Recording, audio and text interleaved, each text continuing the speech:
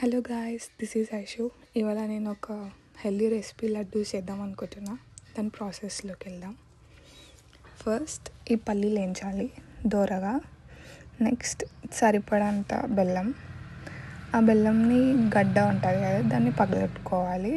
And ఎంత కావాలో అంత వేసుకోవాలి. నెక్స్ట్ అటుకులు. ఫస్ట్ ఈ అటుకులు వేద్దాం అనుకున్నా కానీ వద్దు. నెక్స్ట్ ఇవి వేయించాలి. అక్కడ నేను వేయించుతున్నా పల్లీలని.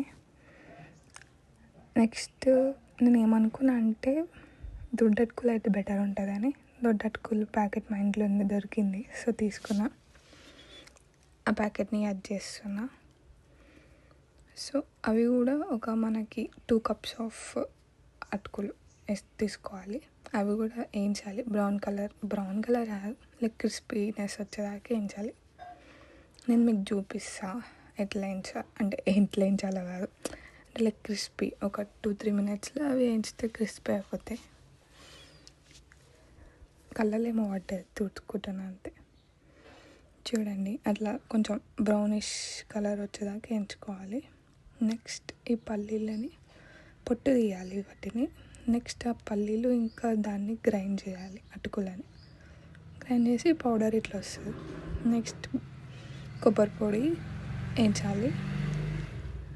నెక్స్ట్ వేరే ప్యాన్లో బెల్లంని మరగబెట్టుకోవాలి. దీంట్లో కొంచెం నెయ్యి యాడ్ చేసినాం పచ్చి వాసన పోవడానికి.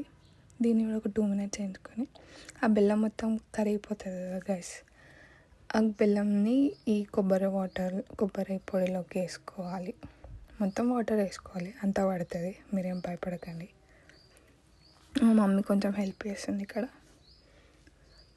మొత్తం వాటర్ పోసేసినాక మిగతా మనం పేస్ట్ వేసుకున్నాం కదా పల్లీల పొడి, ఇంకా పల్లీలు, ఇంకా అది వేసుకొని మిక్స్ చేసుకోవాలి. ఇలాచీ పౌడర్ దంచిన అది కూడా వేసుకున్నాం.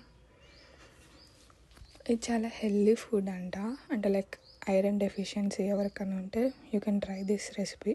ఈజీ ప్రాసెస్ ఏం లేదు. పల్లీలు అటుకులు వేయించాలి. జస్ట్ వేయించి దాన్ని మిక్సీ పట్టేసి ఆ పౌడర్ పక్కకు పెట్టుకొని